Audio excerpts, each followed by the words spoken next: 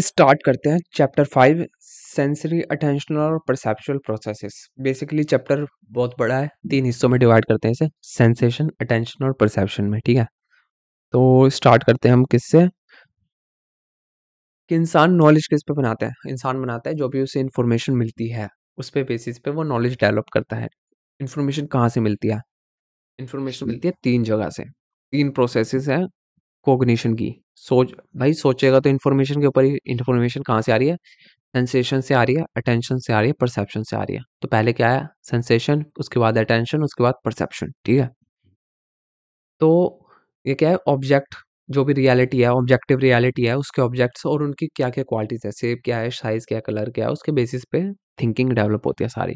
ठीक है, अब इंसान के ऊपर आते हैं। तो इंसान के मेन सेंस ऑर्गन्स क्या है? 7 हैं। ठीक है, 5 तो सेंस ऑर्गन हो गए सिंपल, जिससे वो डेटा कलेक्ट करते हैं एक्सटर्नल वर्ल्ड से। आंखें होगी, कान हो गए, नाक होगी, टंग और स्किन। ठीक है, ये 5 हो गए हमारे पास। उसके बाद क्या हमारे पास 2 डीप सेंसेस हैं। काइनेस्थेटिक, कि भाई बॉडी मूवमेंट कैसी है, पार्ट्स की मूवमेंट कैसी है। वेस्टिबुलर, क्या है? बॉडी की पोजीशन कैसी है, पार्ट की पोजीशंस क्या है बॉडी पार्ट्स की। ठीक है, तो ये होगी कुल मिला के 7 सेंसेस। ठीक है, अब आते हैं सेंस मोडालिटीज पे कि भाई क्या क्या स्पेसिफिक सेंसेस हैं। तो पहले सेंसेशन पे आते हैं। सेंसेशन क्या है? जो भी स्टिमुलस या ऑब्जेक्ट है, उसे तुम किस तरीके से रजिस्टर कर रहे हो अपने, किससे? सेंस ऑर्गन्स के थ्रू। ठीक है, तो उस प्रोसेस को हम क्या कहेंगे? सेंसेशन। एनवायरनमेंट से इंफॉर्मेशन को कलेक्ट करना। ठीक है, by by the virtue of your sense organs. ठीक है, सेंस मोडालिटी क्या? हर एक सेंस ऑर्गन की एक स्पेसिफिक स्पेशलाइजेशन होता है। वो एक स्पेसिफिक चीज को क्या करता है? मेजर करता है, उस पर फोकस करता है। आंखें होगी तो विजन पे करेंगी, हियरिंग है तो साउंड्स पे करेंगी। ठीक है, स्किन है तो टच पे। तो ऐसे हर एक सेंस ऑर्गन की क्या है? एक स्पेशलाइजेशन है, वो हर एक पर्टिकुलर टाइप की स्टिमुलस से इफेक्ट होती है। ठीक है, फंक्शनल लिमिटेशन क्या है? फंक्शनल लिमिटेशन क्या कि एक स्टिमुलस एक पर्टिकुलर रेंज पे ही इफेक्ट करती है इंसान को, नहीं तो वो रजिस्टर भी नहीं होगी, क्योंकि हर चीज इंसान रजिस्टर नहीं कर सकता। ठीक है, क्योंकि उसकी सेंस ऑर्गन्स या अनलिमिटेड है। ठीक है, जैसे आईज है तो वो एक पर्टिकुलर रेंज में ही देख सकती है, वेवलेंथ, या फिर अगर ज्यादा डार्क होगा तो नहीं देख सकती, अगर ज्यादा ब्राइट होगा तो भी नहीं देख सकती। ईयर्स हैं, वो ज्यादा फेंट साउंड नहीं रजिस्टर कर सकते, ज्यादा लाउड साउंड नहीं सुन सकते। ठीक है, एक पर्टिकुलर रेंज है इंसानों के ईयर की, वही सुन सकते हैं। ठीक है, इस इस चीज की स्टडी को हम क्या कहते हैं? साइकोफिजिक्स, जिसमें क्या क्या हम स्टिमुलस और सेंसेशन के बीच की रिलेशनशिप को स्टडी करते हैं। अब इसके मेन कॉन्सेप्ट क्या है? एक सौ एब्सोल्यूट थ्रेशोल्ड या लेनिन आ गया। ठीक है, इसका मतलब क्या होगा? एक मिनिमम लेवल क्या है स्टिमुलस का, जिस पे क्या है तुम्हारे सेंसरी ऑर्गन रजिस्टर कर रहे हैं स्टिमुलस को। ठीक है, तुम डिटेक्ट कर पा रहे हो कि कुछ हो रहा है। ठीक है, फिक्स पॉइंट नहीं है, इंडिविजुअल टू इंडिविजुअल वेरी करता है, लेकिन ऑन एवरेज इंसानों के लिए एक फिक्स्ड रहता है कि इस रेंज पे इंसान आवाज सुन सकता है या नहीं सुन सकता। ठीक है, डिफरेंशियल लैमिन या डिफरेंशियल थ्रेशोल्ड, दो स्टिमुलस हैं एक पर्टिकुलर काइंड की, उनमें मिनिमम डिफरेंस कितना होना चाहिए कि इंसान को पता लग जाए कि हाँ भाई कुछ चेंज तो हुआ है, मतलब 50% ऑफ द ट्रायल में वो चेंज बता सके। ठीक है, तो उससे हम क्या कहेंगे? डीएल। ठीक है, दूसरे सेंस ऑर्गन्स क्या है? एक तो स्मेल होगी। स्मेल मतलब क्या? जो भी मॉलिक्यूल्स हैं एयर में, वो तुम्हारे नेजल पैसेज या नाक में जा रहे हैं, तो जो भी रिसेप्टर है वो तुम डिटेक्ट करें, ऑल फैक्ट्री। ठीक है, तो उसे हम कहेंगे कि स्मेल। टेस्ट क्या है? उसमें क्या है? पैपी पिला है। ये क्या है कि जो भी तुम्हारे रिसेप्टर्स हैं, जो भी तुम्हारी टंग पे हैं, वो एग्जिस्ट कर रहे हैं एज अ स्मॉल बर्ड्स। तो वो 4 तरीके के टेस्ट क्या है वो तुम्हें बता रहे हैं। स्वीट हो गया, सोर, बिटर, सॉल्टी। ठीक है, टच जो स्किन के अंदर है, वो कौन कौन सी सेंसेशन बता रहे हैं? प्रेशर की होगी, वार्मथ, कोल्ड, पेन। स्किन का मतलब मेन यही काम है कि वो बताए। अब ये इवनली डिस्ट्रीब्यूटेड नहीं है, कुछ हिस्से तुम्हारी बॉडी के स्किन के ज्यादा सेंसिटिव है इन कंपैरिजन टू अदर्स। ठीक है, तो ये अनइवनली डिस्ट्रीब्यूटेड है।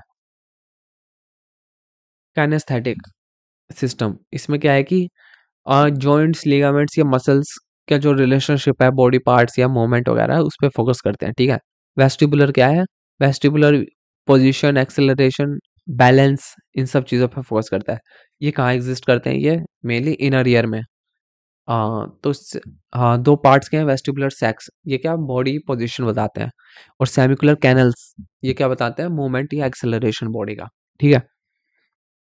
अब विजुअल सेंसेशन पे आते हैं, विजन और ऑडियो ये 2 मेन है सेंसेशन के अंदर, कि ईयर कैसे फंक्शन करता है और आइज़ कैसे फंक्शन करते हैं, तो हम आइज़ पे मेन फोकस करते हैं, ठीक है।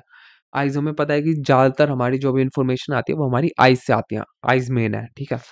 लाइट आती है, लाइट की वेवलेंथ कितनी होती है, 380 टू 780 नैनोमीटर। इसके अलावा आइज़ डिटेक्ट नहीं कर सकती, अगर ज़्यादा कम होगी वेवलेंथ, जैसे कि इंफ्रारेड होगी तो वो भी डिटेक्ट नहीं कर सकती, और ज़्यादा होगी अल्ट्रावायलेट तो भी आइज़ डिटेक्ट नहीं कर सकती, ठीक है। ह्यूमन आई का स्ट्रक्चर कैसा है? ये है ह्यूमन आई का स्ट्रक्चर, ठीक है। अब इसके लेयर्स हैं, outer layer, middle layer, inner layer eyes की। तो आउटर लेयर में तो कॉर्निया और स्क्लेरा आ गए, ठीक है। मिडल लेयर में कोरोइड आ गए, ठीक है। और इनर लेयर में रेटिना। रेटिना क्या है, रेटिना के पास 5 टाइप के फोटो सेंसिटिव सेल्स हैं। 2 मेन है इनमें से, ठीक है। एक तो हो गया रोड्स और एक हो गया कोन्स। रोड्स ज़्यादा होते हैं, रोड्स क्या होते हैं, नाइट विजन के लिए होते हैं, कि रात में इंसान देख पाए, ठीक है। लो इंटेंसिटी कम लाइट में देख पाए। और कौन-सा क्या है, वो है 7 मिलियन, डे लाइट में देख पाए, कलरफुल इमेज देख पाए, ठीक है। अब जो कौन-सा है वो एक जगह ज़्यादा कॉन्सन्ट्रेटेड रहते हैं, उसे हम कहते हैं फोविया, येलो स्पॉट, ठीक है। अब आते हैं हम आई कैमरा के कंपैरिजन पे, आई और कैमरा के बीच में कुछ सिमिलैरिटी है। जैसे 2 तरीके के लेंस होते हैं, आई में चेंबर्स होते हैं उनसे, ठीक है। एक तो हो गया एक्वस चेंबर जो कॉर्निया और लेंस के बीच में है, उसमें कौन-सी तरीके की सब्सटेंस होती है पानी की तरह, उसे कहते हैं एक्वस ह्यूमर, ठीक है। विट्रस चेंबर, विटेरियस चैम्बर, उसमें क्या होता है कि लेंस और रेटिना के बीच में वो एग्जिस्ट करते हैं, उसमें जेली टाइप क्या होती है, प्रोटीन होता है, उसे हम विट्रस ह्यूमर कहते हैं। इनका काम क्या होता है, इनका काम होता है फ्लेक्सिबिलिटी प्रोवाइड करना लेंस को और आई को, कि वो अपनी शेप वगैरह चेंज कर पाएँ।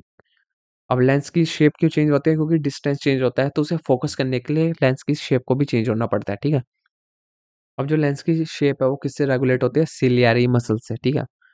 अब मसल्स रिलैक्स होगी, फ्लैटन होगी, तो उससे क्या होगा कि दूर के ऑब्जेक्ट पे वो फोकस कर पाएगा, अगर थिकन होगी तो उससे क्या होगा, मसल्स के थिक होने से कि नियर बाय ऑब्जेक्ट्स पे वो फोकस कर पाएगा, ठीक है। अब आते हैं हम किसमें, मैकेनिज्म टू कंट्रोल लाइट, की लाइट अगर एंटर कर रही है आंख में, कितनी लाइट एंटर करे, उससे डील करने के लिए आइरिस होता है। आइरिस क्या, कोर्निया और लेंस के बीच का एक डिस्लाइक फीचर, ठीक है। इसमें क्या है कि प्यूपल डायलेशन से लाइट कंट्रोल होती है, अगर कम लाइट है तो प्यूपल डायलेट होगा, डायलेट होगा तो ज़्यादा लाइट अंदर आ पाएगी, ठीक है, ज़्यादा क्लियरली पिक्चर देख पाएगा। अगर प्यूपिल क्या है, छोटा है, ब्राइट लाइट है तो प्यूपिल छोटा होगा, छोटा प्यूपिल होगा तो कम लाइट को अंदर आने देगा, क्योंकि पहले से ही ब्राइट है तो आराम से तो देख ही सकता है, ठीक है। अब आई काम कैसे करती है, 2 हिस्से हैं रेटिना के, सारी जो लाइट है वो जाती है आँख में लेंस के थ्रू, आइरिस के थ्रू, और फिर वो जाके इमेज बनाती है रेटिना पे, ठीक है। रेटिना के 2 हिस्से हैं, नेज़ल हाफ, टेम्पोरल हाफ, ठीक है। इसमें क्या है कि जो लाइट राइट तरफ से आ रही है, राइट विजुअल फील्ड से, वो क्या है, ब्रेन के लेफ्ट नर्व्स में जाएगी, लेफ्ट आई के नर्व्स में, और जो लेफ्ट से आ रही है वो राइट आई के नर्व्स में जाएगी, ठीक है। अब जो इमेज बनी है वो इन्वर्टेड बनेगी, उल्टी बनेगी, और फिर जो ब्रेन उसे प्रोसेस करेगा तो उसे सीधा कर लेगा दिमाग में, ठीक है। अब जो ब्लाइंड स्पॉट है, आई के अंदर एक ब्लाइंड स्पॉट होता है, उसमें क्या है कि कोई फोटो रिसेप्टर नहीं है, तो अगर आँख तो अगर तुम उँगली को अपनी आँख के ज़्यादा पास ले आओगे तो एक समय के बाद वो दिखनी बंद हो जाएगी, क्योंकि उस डिस्टेंस पे वो तुम्हारा ब्लाइंड स्पॉट पे वो इमेज बनाने लग जाती है, ठीक है। तो ब्लाइंड स्पॉट भी एग्जिस्ट करता है आई के अंदर, ठीक है। अडेप्टेशन कैसे होगा, लाइट आ गई तो लाइट के अकॉर्डिंग आंखें कैसे अडेप्ट करेंगी, ठीक है, ताकि रजिस्टर कर पाए अपने एनवायरनमेंट को।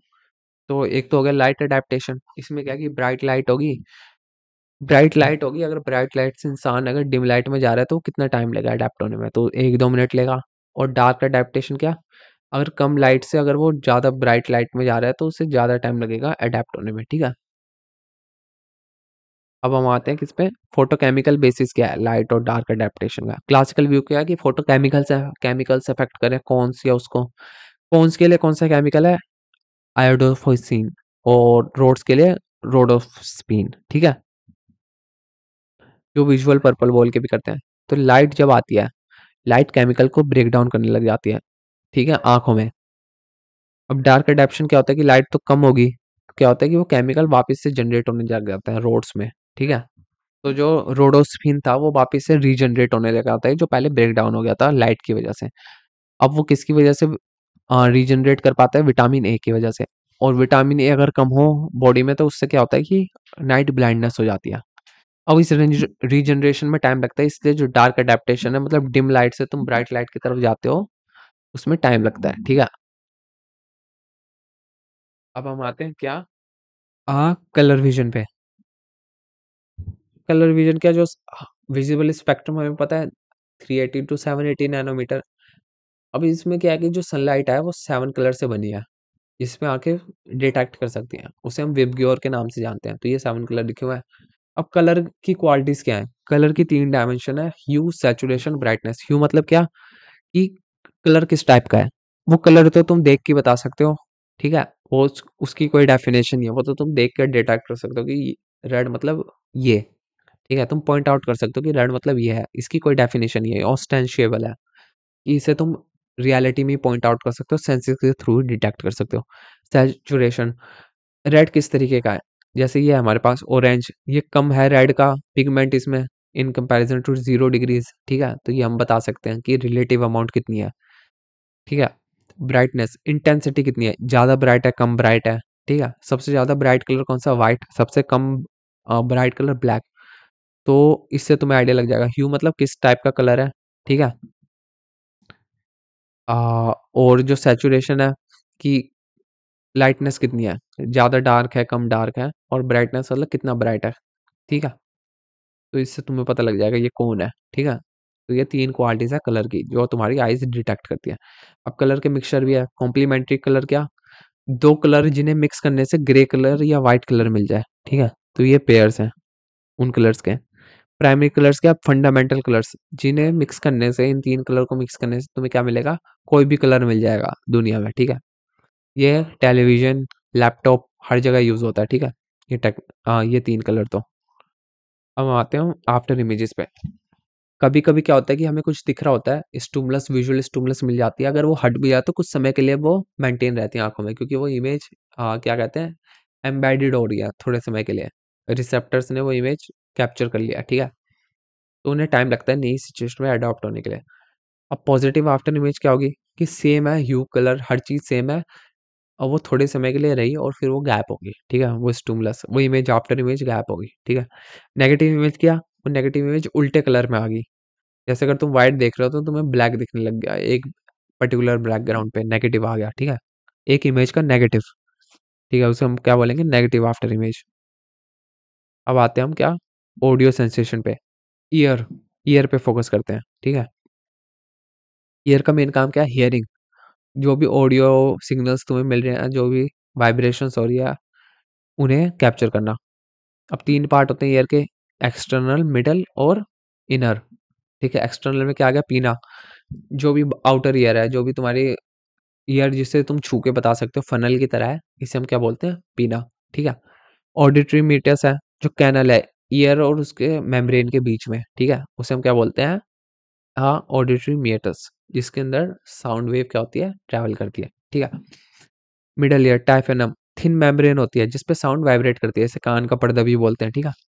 डायफेमन कैविटी, ऐसी ट्यूब कान के अंदर जो एयर प्रेशर मेंटेन करती है, ठीक है? एस्टुएशन ट्यूब, ठीक है? जो वाइब्रेशन है फिर वो हड्डियों में जाती है। 3 हड्डियाँ होती हैं कान के अंदर, मेलियस, हैमर, इनकस मतलब एनविल, और स्टेपिस मतलब स्टीरअप। तो ये 3 वाइब्रेशन होती है, क्या कहते हैं, जो वाइब्रेशन होती है ना साउंड की, उसे हम इंटेंसिफाई कर देते हैं, 10 गुना बढ़ा देती है, ताकि हम ढंग से सुन पाएँ, ठीक है? अब हमारे पास क्या है? इनर ईयर, इसमें क्या है? मेम्ब्रेस लैबिरिंथ, इसमें क्या है? बोन होती है, ठीक है?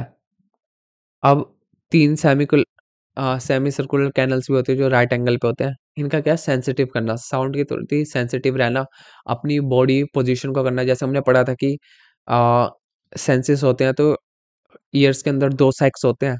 एक का काम होता है मूवमेंट डिटेक्ट करना, एक का काम है बैलेंस मेंटेन करना। तो ये उनका काम ये है, ठीक है? और फिर मेम्ब्रेन और का है ऑर्गन ऑफ कॉर्टी, ठीक है? ये सारे हैं। फ्लूइड, ये फ्लूइड होता है कान के अंदर, जिस वो क्या हेल्प करता है? वो साउंड वेव्स को ब्रेन के थ्रू कम्युनिकेट करता है। जो भी नर्व्स होती है वो तो लिक्विड फॉर्म में, मतलब सेमी लिक्विड फॉर्म में, ठीक है, ब्रेन के अंदर।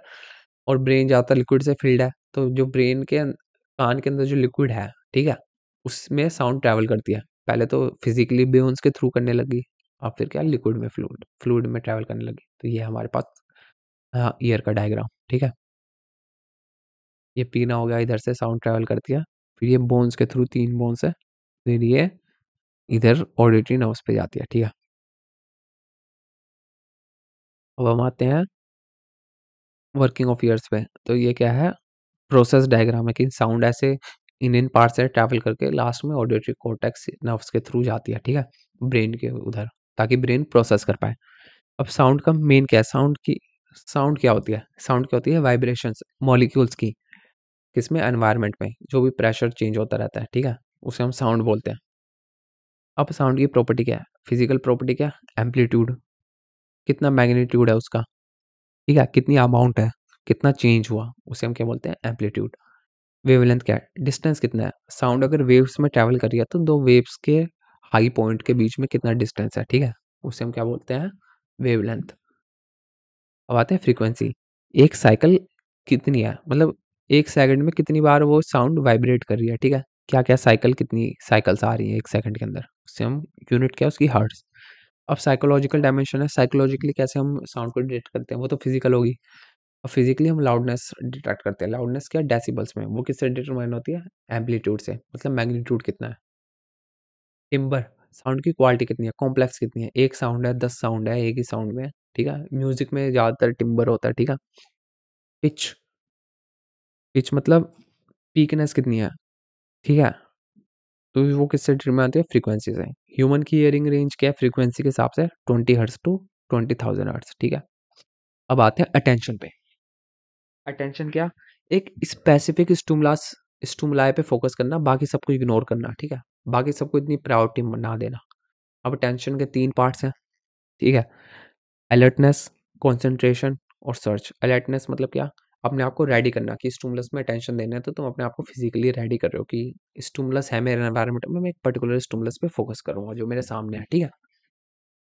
फिर हम क्या है, कंसंट्रेशन पे। अब इसमें स्पेसिफिक स्टिमुलस पे फोकस करना, पहले तो हम अपने आप को रेडी कर लेते हैं कि स्टिमुलाई को डिटेक्ट कर सके जितनी भी सारी हैं।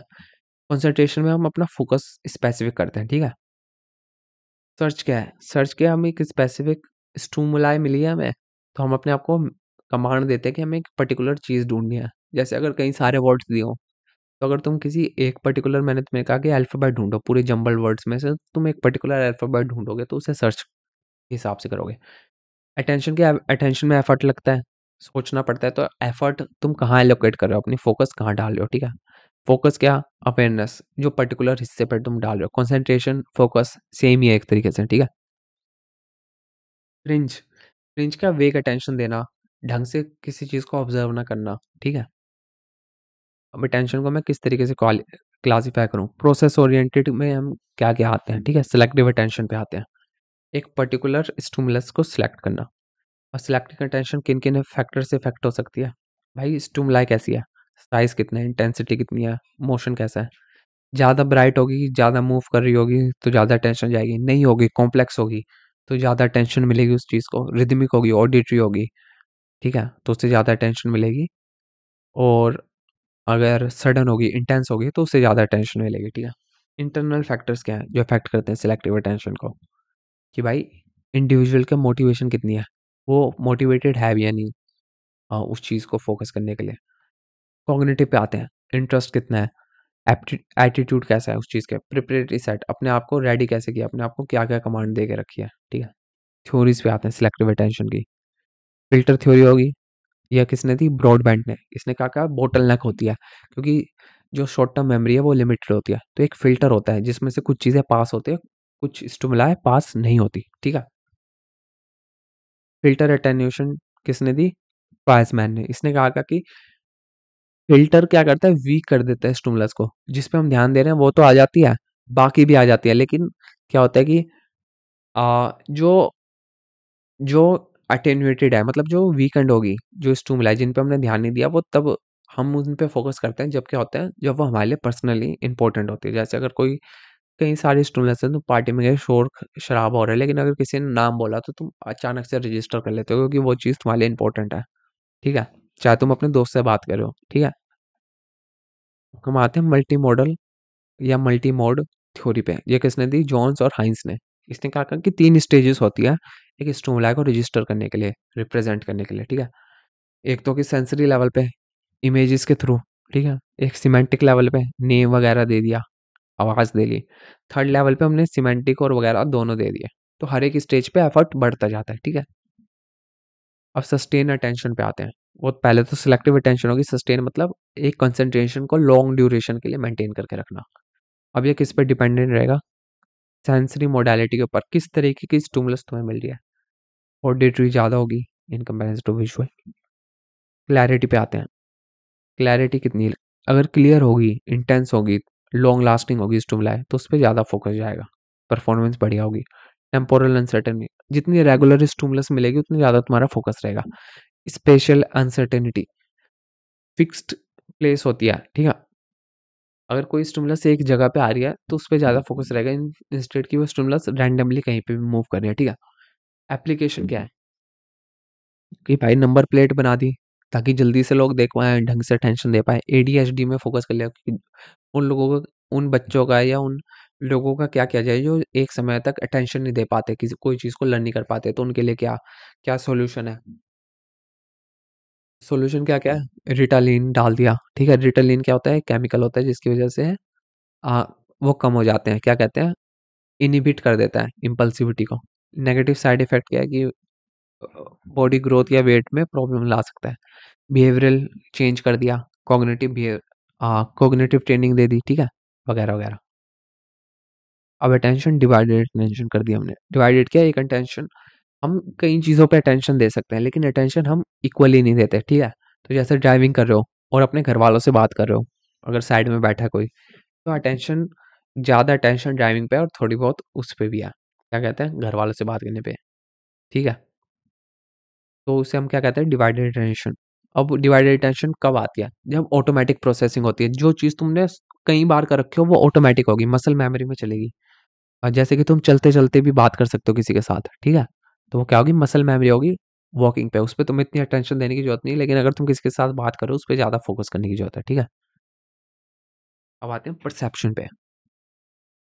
परसेप्शन क्या होता है? जो भी स्टिमुलस हमें मिली, इन्फॉर्मेशन मिली सेंस ऑर्गन के थ्रू, उसे हम कैसे रिकॉग्नाइज़ करते हैं, ऑर्गेनाइज़ करते हैं, उसे मीनिंग कैसे देते हैं, उसके बारे में सोचते कैसे हैं। ठीक है, तो उसे हम क्या कहते हैं? परसेप्शन। परसेप्शन की प्रोसेसेस कैसे होती है कि भाई पहले तो स्टिमुलस आई, फिर सेंस ऑर्गन आया, हमने उस पे अटेंशन दी, उसके बाद हमने उस पे जो भी प्रोसेसिंग करी, मीनिंग बनाया, उसे हम परसेप्शन बोलते हैं। ठीक है, वो कब आता है? सोचने के बाद। ठीक है,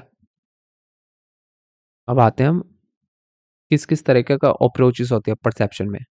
बॉटम अप होगी, पार्ट से अलग अलग स्टिमुलस को हमने एक एज अ होल पार्ट करके देख लिया। ठीक है, हमने मीनिंग होल में डिवाइड किया। कुछ फीचर थे, हमने पूरा उसे मेंटल कंस्ट्रक्ट कर लिया। ठीक है, पहले ऑब्जर्व किया, फिर हमने मेंटल कंस्ट्रक्शन किया।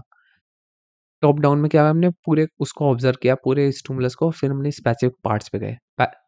बॉटम अप में तो हमने पार्ट से होल पे गए, और टॉप डाउन पे हम होल से पार्ट्स पे गए। ठीक है, परसीवर क्या है? परसीवर पैसिव नहीं है, एक्टिव होता है, क्योंकि इतनी सारे प्रोसेस हो रही है, दिमाग का यूज़ करना है। दिमाग का यूज़ क्या है? फ्री विल पे डिपेंड करता है, तो इंसान को एफर्ट डालना पड़ता है। एफर्ट डालना पड़ता है, इसलिए वो पैसिव नहीं है, वो एक्टिव है। ठीक है, तो परसेप्शन एक एक्टिव प्रोसेस होगी। ठीक है, अब कौन-कौन से फैक्टर अफेक्ट करते हैं परसेप्शन को? मोटिवेशन हो गया, इंसान कितना मोटिवेटेड है, अब परसीव करना भी है या नहीं है। कॉन्शियसनेस, अवेयरनेस कितने लेवल की लानी है उसे। ठीक है, एक्सपेक्टेशन या परसेप्चुअल सेट्स, अपने आप को कितना फ़ैमिलियर कर रहा है वो परसेप्शन से। जैसे अगर तुम्हारे घर पे कोई दूध ला रहा है 5:30 बजे सुबह-सुबह, तो अगर घंटी बजेगी तो तुम्हें लगेगा कि वो दूध वाला ही है। ठीक है, अगर ज़रूरी नहीं हो भी। ठीक है, कॉग्निटिव स्टाइल क्या है? कर्ट लेविन ने दिया था, field dependent, field independent. Field dependent क्या होता है कि वो एक्सटर्नल वर्ल्ड को पूरे ग्लोबली देखता है, होलिस्टिकली देखता है। फील्ड इंडिपेंडेंट क्या होता है? वो पार्ट्स में देखता है, स्मॉल यूनिट्स में। तो ये एक्सपेरिमेंट उसने दे दिया, उसने कहा कि इसमें ट्रायंगल ढूंढो, जो ट्रायंगल जल्दी ढूंढ लेता है उसे हम क्या कहते हैं? Field independent. ठीक है, कल्चरल क्या है? कल्चर कैसे इफेक्ट करता है परसेप्शन को? तो हडसन ने कहा कि जो अफ्रीका के लोग हैं आ, वो आराम से आइडेंटिफाई कर कुछ चीज़ें आइडेंटिफाई क्या करते हैं, कई लोग नहीं कर पाते, ठीक है, अफ्रीका की जो भी चीज़ें हैं, जैसे एंटीलोप हो गया, स्पीयर हो गया पेंटिंग में, लेकिन अफ्रीका वाले कर लाएंगे क्योंकि उन्हें पहले से ही पता है, क्योंकि उनके कल्चर या एनवायरनमेंट में वो चीज़ें थी पहले से, ठीक है। अब आते हैं परसेप्शन पे। परसेप्शन के प्रिंसिपल्स क्या है? ये हमें गेस्टॉल्ट साइकोलॉजी से बनाता है। गेस्टॉल्ट का मतलब फॉर्म या फिगर, होल फॉर्म या होल फिगर। उसने गेस्टॉल्ट वालों ने कहा कि हम डिफरेंट डिफरेंट स्टिमुलाई को एज अ होल ऑर्गेनाइज करके देखते हैं अपने दिमाग में। हमारा ब्रेन उन्हें और एक बड़ी पिक्चर का हिस्सा करके देखता है, ठीक है। अब फॉर्म परसेप्शन क्या, कि विजुअल फील्ड को मीनिंगफुल होल्स में देखना, कोई मीनिंगफुल चीज में देखना किसी चीज को। जैसे ये है हमारे पास डायग्राम, इसमें हमने व्हाइट पार्ट को तो वेसल की तरह देख लिया, ठीक है, और जो ब्लैक पार्ट है वो हमें दो चेहरे की तरह दिख गया। अब आते हैं फिगर और बैकग्राउंड, ठीक है। तो फिगर और बैकग्राउंड की है कैरेक्टरिस्टिक्स, ये तुम देख सकते हो, ठीक है। अब आते हैं प्रिंसिपल्स पे। प्रिंसिपल्स ऑफ प्रोक्सिमिटी, इसमें क्या है, ऑब्जेक्ट जो एकदम साथ साथ में पास पास में स्पेस और टाइम के अंदर, हम उन्हें क्या कहते हैं, ग्रुप का हिस्सा करके देखते हैं। जैसे हमें रो दिख रही है इधर, आ, दो दो दो डॉट्स की तीन, वो क्या दिख रही है, तीन रोज दिख, तीन कॉलम्स दिख रहे हैं, ठीक है, क्योंकि वो एकदम पास में, हमें ऐसा नहीं दिख रहा कि ये सब एक इतने सारे डॉट्स एक साथ हैं। हम इन्हें अलग अलग तीन हिस्सों में देख रहे हैं, ठीक है, तीन लाइंस में।